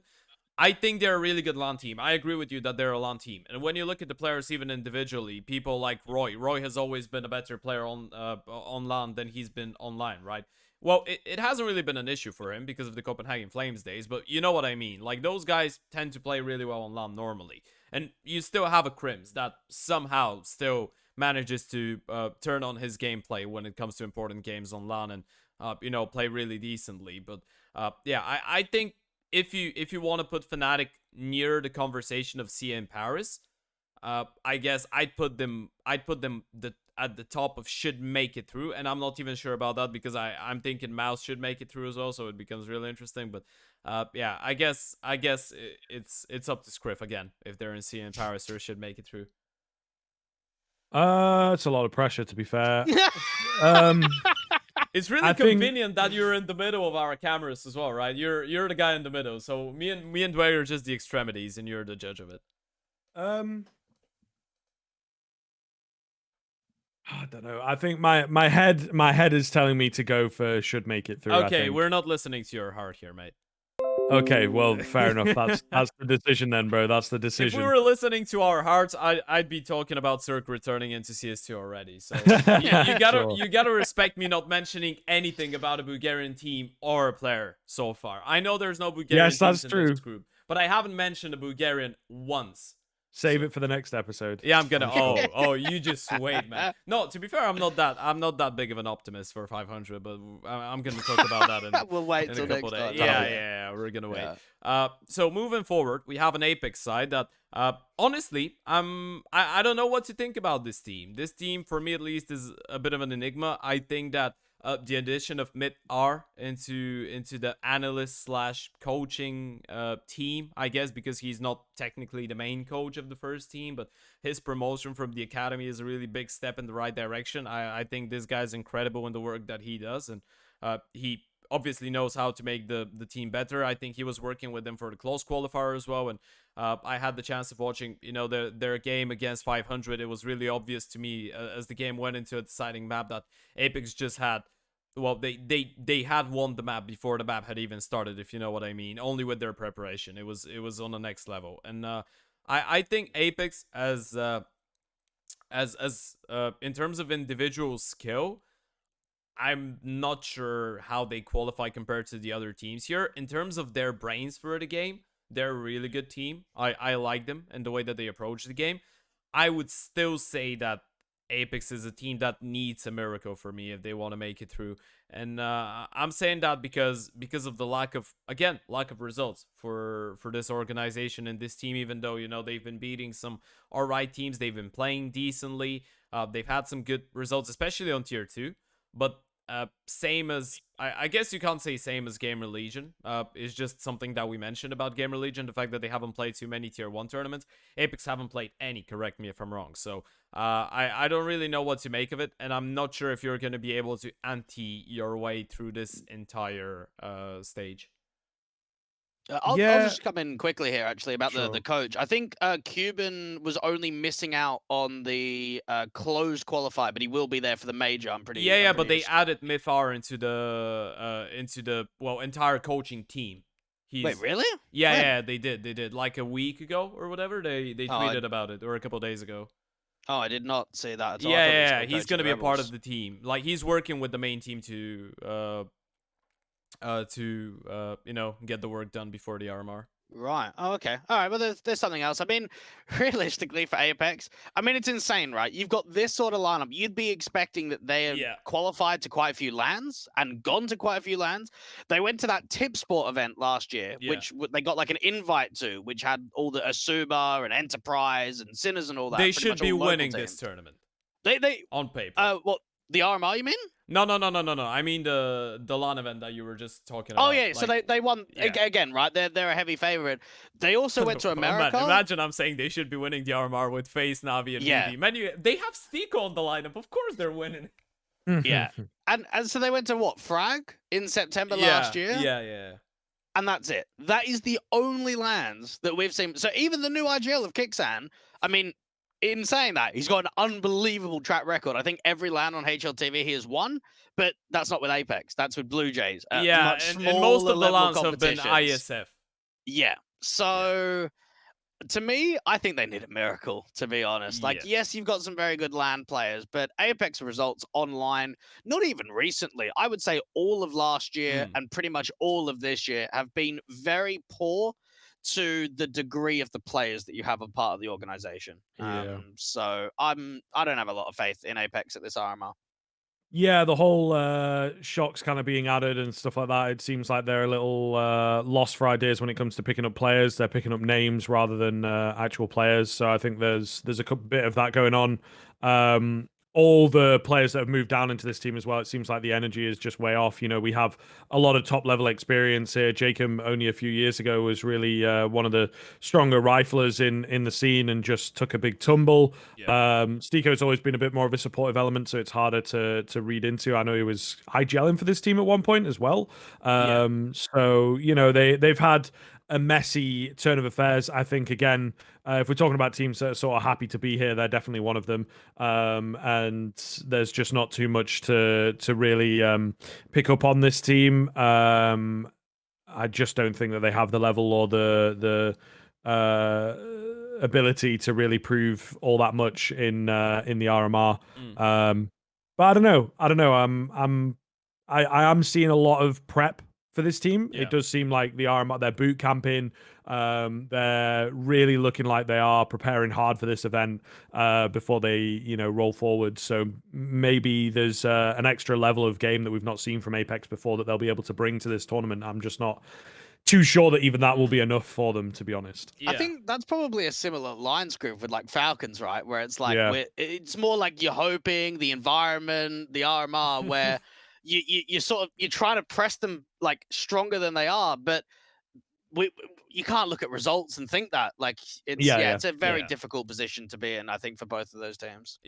I would rate Apex a little bit higher because of again the amount of prep that they're putting into the games, and I think that what they're lacking as well is an X factor. I know they have JO, by the way, who I like as a player. I think he's a decent player. Yeah, he is. I think he's really good. But the problem is that it feels like he is the only one to be able to step it up when the shit hits the fan. You know what I mean? And you have a person like Jacob who used to be a really, well, he's never been a star player, but he used to be kind of that Rain guy, if you gotta compare him to another Norwegian player that's also playing Tier 1, and that's in this group. But they're really similar in the playstyle. Now, they changed a lot of positions in Apex, and by the way, I got a shit ton of smoke from Monster from Gamer Legion and Jack for saying that they were playing the same positions, because when Kixan arrived, they changed positions, so I got flamed hard. But Jacob, I think Jacob's still a really good player, but they haven't been able to support JL when he needs it. But he's still playing some decent CS, so I don't know what to think about those guys. I think for them it's really awkward. I'd still say they're better than Falcons right now, but yeah, I agree with all of what you said, and I think that they do really need a miracle, and I'd even put them below, so maybe with their chances to make it through. Yeah, sure, yeah. I'm happy with that. Yeah. Okay, so moving forward.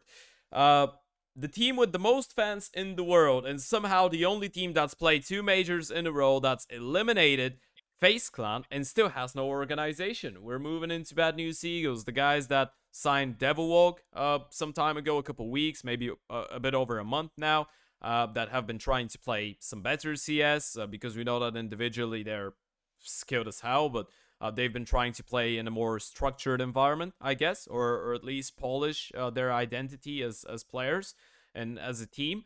What do you think about those guys? Because in my eyes, at this point, it's been so long that I just don't see a major happening without Bad News Eagles. So I think that even if they go through some struggles, they still make it through. Kind of a difficult one to call. I don't know. They've not really been looking all that good for me in the online games, to be honest with you. They again are just going through the motions. There's not many wins, but then at the same time, as you say, they've got a proven track record when it comes to LAN, when That's it the comes thing. to the They've big never games. been that great when it comes to online CS, right? Yeah. Which is Yeah. interesting because they have a lot of players coming out from FPL, but yeah, somehow they're a LAN team. Yeah, right. And I mean, you definitely have to give some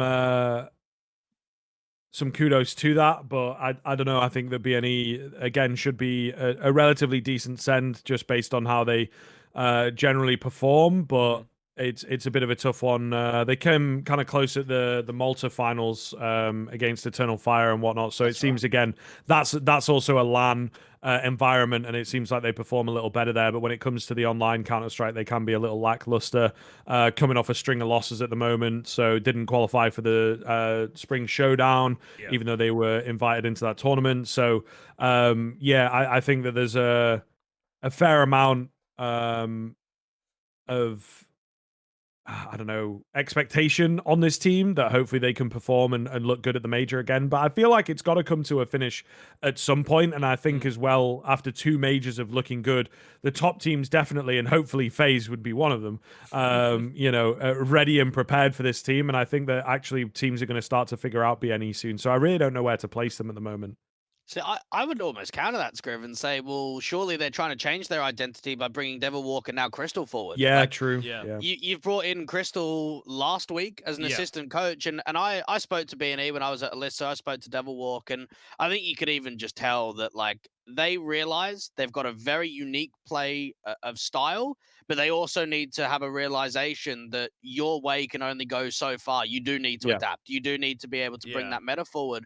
And I think for BNE, like to me, they're in like a Seer in Paris and then should make it through. But if we're putting Gamer Legion there, if we're putting Fnatic there, I think you have to put should make it through because they're very solid online. I think the way that not even the way that they play the game, but just look at their emotion, man. Like look at the way that when they win games, whether it's a BO1 or whether it's qualifying to a major or whether it's beating FaZe in a best of 3, they keep that same energy in every single map, in every single series. And I just think that it's telling me that they're not stubborn. They're not, oh, this is our way of playing, we're going to stick with it. No, they're bringing extra people forward. So for me, BNE is a clear favorite to make it to the major. Yeah, I'd say that I think they make it through as well. Because of all of the things that Dweck just said, I think that as well, the fact that it's obvious that the players are trying to change their style, right? It's not like they're just bringing in a coach and an analyst to help them make their style better. They're trying to, well, not change it entirely. They want to keep the fact that, they have something unique, but they're trying to polish it. They're trying to find the depth. And you were spot on, right? You can just rely on your individual skill when you know your unorthodox playstyle and the emotions to get you so far. But at a certain point, you need to start stealing away things from other teams and try and play the game in a more, well, I don't want to say orthodox way, but try and catch up with the meta, so to speak. So I guess they're trying to do that. I think that obviously individually there's no point of discussing the skill of this team, but I like the fact that when I was proven wrong because I thought that BNE would be a team to just make a nice 6 to 8 months run and just qualify for 1 or 2 majors and then just disappear. But they've done something that a lot of Balkan teams have struggled to do over the years, and they stick together for a really long time. Through some tough results online, because oftentimes you'd see a lot of Balkan teams, and I'm speaking about that because I've seen that happen 10,000 times already with Bulgarian, Serbian, Turkish, Romanian, you name it, it's happened lineups. Is the fact that they play together for a couple months, they have a really good run, they have some good results, then they start losing for like 1 month or 2 months in online tournaments that don't really matter that much to them, and then everyone just starts getting into arguments and shit hits the fan. But with BNE, that hasn't happened, and this is something that I really want to commend those guys on, the fact that they've stuck together and they're still playing the game and they're still trying to become better as a team. So yeah, I guess I'm on with you. With should make it through. I think like CN Paris is a bit too much when we have Gamer Legion and Fnatic here, as you said. Yeah, true. Yeah. Moving forward though, we have only 2 teams left, and we have OG next in line, a team that we have no idea what's going on with because of the Nexa factor, but a team that still has Dexter, who still is arguably one of the best opers in the world. So what do you make out of OG, boys? We're gonna start it off with Scriv. I really don't know, bro. It's such a hard team at the moment. Another one that's not really looking too good when it comes to, you know, online results and getting into qualifiers and things like that. I think again they've really disappointed in that sense. But OG, you know, there's a lot of individual firepower there. Apparently, I had Snappy on for a bit of an interview last night, and he said that Nico is one of the best communicators he's ever played with. So you haven't uploaded it yet, right? No, not yet. So not we're yet. getting a sneak peek. Nice. I suppose we did live stream it, so you know there might have been 5 or 6 people, you know, checking in on the live stream that have already caught that. Yeah. But yeah, so I don't know. I think OG again, they struggled to make majors. I'm really surprised, to be honest, that OG have stuck around for this long with this kind of a roster. It seems like they are building a project for the future, I suppose, now with, you know, when they added Fico and Neofrag. But I really don't know what to say about a team like this, to be honest with you. Really inconsistent. But again, ultimately a top level team, and they have the invites to the tournaments, you know, to get the top level experience. So I do feel like they should be able to make themselves the major. That's how I feel, I think. Yeah. Quickly before you hop on this one, Dweck. About the Nico thing that you said, I've actually heard so many people compliment Nico of how good of a player he is and how skilled he is, and how good he is with his comms. It's actually crazy. Like back in the days, I used to be a Nord fan, so I followed his career for a really long time, and I remember the first person that said something like that, because when they picked him up from Heroic, I believe it was. He was really good friends with Valde, and Valde just went out on an interview and said Nico is one of the best players I've played with ever. Then MSL says the same thing. He's like, he's one of the most skilled Danish players ever. And I've heard that from a couple other people. You giving Snappy as an example, I didn't know that, but that's another guy added to the list. So I guess with Nico's addition to the team, it's not really a problem in my eyes. I think, well, I'm not really sure what to think about the team as a team. I think Nico is a good addition because he's apparently one of the most skilled players that we've seen come out of the Danish region, according to a lot of people. But yeah, OG is just really awkward. But interestingly enough, Nico's actually been doing quite alright, I think. I don't know. To me, they're 50-50. This Yeah, RMR, like... could I see Gamer Legion, Fnatic, and BNE making it over OG? Absolutely, yes. Yeah, you have a point. Yeah. So I'm not convinced. Like I won't be surprised if they make it to the major, but I also wouldn't be surprised if they don't make it. They're in a position at the moment where you don't have Nexa. Yes, you've got Nico. Results don't look fantastic for OG. I haven't really been that impressed by most of the recent ones. I mean, even the RMR campaign they had to play Yano, Heat, Anonymo, and Aurora. Like, yes, maybe the Aurora one is like, okay, that's fairly realistically decent. Those are not teams that can show and measure your skill and level. No, absolutely not. And then, I mean, even at Pro League, they beat 0-0 Nation, but they don't take a map off Vitality. They lose to Pain. They lose to NIP 3 times in a row. They struggle against Sync, like the HS Estonian team online. They nearly lose to Godsend. I don't know. I do not have a great feeling about OG going into this RMR. So yeah, 50-50 for me.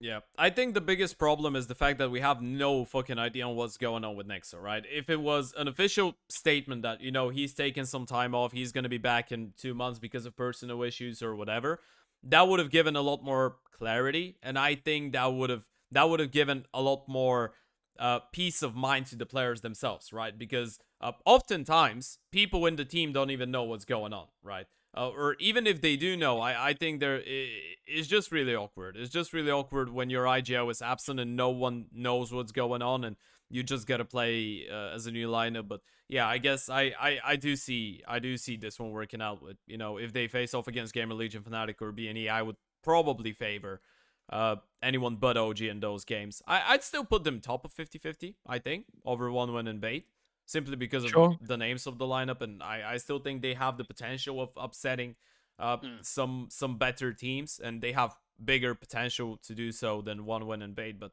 yeah, maybe a 50-50 is right for OG. And we're left with only one team, and I just noticed that it's so satisfying looking at the tier list right now, because we have 3 teams in every single tier, but we're gonna ruin it right now with Mouse. I think to start it off, I think Mouse should be a team that's in the middle of CN Paris and should make it through. I'd say top of should make it through, or Yeah, bottom sure. of CN Paris. I think Mouse, even though they were, they had that run making it into the semifinals of the Rio Major, that was really impressive. With a pretty I say a brand new lineup. Exertion had been a part of the lineup for only 20 days by the time that the major happened, so it was really impressive. Then they had a couple tournaments that maybe weren't as good. But then recently they've been playing some really good CS. I feel like they just took some time off, because, by the way, that's an interesting fact. They are the team in the top 30 with the least maps played so far this calendar year. I think they played a little bit over 20 maps, like 22 or 23 maps they played. I guess that speaks to me about the team trying to prac as much as possible. I think they're trying to find their identity, which has been a big problem for Mouse Sports as an organization and a team for the past couple of years. I don't think they've had their identity. So now I think this is what they're trying to find. And I think they're on the right path to success. I honestly think they're decent. I can see them lose to a lot of teams, but I can see them beat a lot of teams as well. I mean, even for Mouse, they played 9 best of 3s this year, Ted, which probably goes on the discussion of playing 22 maps this year, which is crazy. Yeah. They didn't win a single game in Katowice, getting invited into the group stage. Yeah. They've beaten Saw, they've beaten Furia, they've beaten Pain, and they've beaten Apex, and that's it. Like, the results this year don't actually look that great. They look pretty horrendous, to be honest. So, yes, you might look at Mouse and what they were able to do last year and what they were able to do at the previous major, but I don't know how sold I am that it's clear cut that they're going through. Okay. Just because, again, we haven't seen a massive amount of officials from them this year. There hasn't been very successful results at all. So I'd probably put them in, should make it through, but I'm not convinced like I am with Gamer Legion, Fnatic, and BNE, if I'm going to be honest. All right. Yeah, I'm pretty happy with that. There's not too much that I can really add to the Mouse conversation. They just haven't looked fantastic, but then they've not looked terrible, right? They have a couple of hard runs recently where they came up against Cloud9 in Pro League in the playoffs, which eventually, went on to be a finalist and everything. Yeah, so true. they've had a couple of tough matchups. Katowice, Yeah. maybe a bit of an outlier. That's what Dexter was saying a lot in the interviews and things, was that they've just not really had the time going into Katowice to look as good as they wanted to. So I don't know. I think that they should be making it through. They again seem to be one of these gatekeeper teams at the top end of sort of tier 1.5, where it's like they will take everyone and will be able to find a map here or there. They always seem good for a map, but when it comes to really improving their game, they've kind of struggled in that sense, at least recently. Again, though, going into the major cycle, you've got to say, with not playing that many games, they are going to have to be super prepared coming into the major cycle. So I think that we'll expect them to do well, and we'll expect them to handily get rid of some of these tier 2 opponents, but it is just when it comes up against a FaZe or an RV in this group that they might struggle. Yeah, I think that's the risk when you disappear before a major and you don't play a lot of officials, because then if you do well, people will go, oh yeah, that's because they disappeared. They were practicing, they were putting all of the work. That's so cool. I love that. But then if you fuck it up, people will just go, well, that's because they haven't played a lot of officials. So how do you expect to perform well at important tournaments and high tier tournaments when you're not playing official games? So it's kind of like a coin flip for them. I really hope that it works out, because I like the lineup and what the organization did with bringing in so many academy players. I think there's not a single person in the world that doesn't like this approach. But with that being said, I think we're pretty much done with the tier list. Anything you would change, gentlemen? No, I think I'm pretty happy, to be honest with you. I think we were all pretty firmly in agreement with most of the spots, to be fair. I can see Dweg's expression. I think he has Yeah, something to say. just the name of the last category. That's it. That's the only thing I'd change. Okay. All right. No, I think it's again. Well, I think I don't this know what I did, by the RMR way. is it's Oof. fairly clear cut. I think right with our heavy favorites and our limited favorites. But yeah, I'm keen to get the RMR started tomorrow and just see what happens. I'm pretty sure I just fucked it up, but I'm gonna find a way to save it. I don't know what I did there, but you know it's still fine. It's still fine. I think we did a pretty good job. So yeah, it's gonna be interesting. Now for if anyone is tuning in right now, or for anyone watching over at YouTube and wondering why we spoke about only the first group of the RMR we're gonna do, well, I'm gonna do a podcast. Maybe one of Scriv and Dweg, or maybe both of them can join me for the second group as well. We're gonna figure that one out. It depends on how much time they've got in the next couple of days. But yeah, there's gonna be another podcast for the B group of the European RMR, simply because of there being so many teams, and you know, Group B is really stacked, so there's a lot of things to talk about there, because there's a lot of potential things. And you know, I'm Bulgarian, so even though 500 might not really have a realistic chance to make it through, I'm still gonna try and make it out as if they did. So yeah, that's gonna be an interesting conversation. But with that being said, gentlemen, thank you for joining me in. Anything you want to plug, Scriv? Scrivcast on everything, bro. Check me out. Dweg? Yeah, Dweg CS:GO. I'm gonna have to change that, to be honest. I don't know when. Do I change it to Dweg CS? Do I change it to Dweg Cast? I don't know. I'm gonna have to get some inspiration, I think, because CS:GO's not gonna be here forever. You can just change it to Dweg CS2. And I'm gonna do the plug for you, Tier 2 Talk as well, at Tier 2 Talk. He's got a podcast with Ryan, and they're bringing in some interesting guests every now and then. And every now and then, not that often, but they might not even be from the UK. So, you know, you can hear a different perspective about things. But yeah, thank you everyone for watching. You can go and follow us on socials. Go and follow Scriv and Dweg, and we're gonna see you soon in, I guess, the next panel, if there is a panel for Group B. I really hope I will do a panel for Group B. I will try my best, and hopefully after the major there's not gonna be another 6 months break. But yeah, thank you for being with us. Bye bye.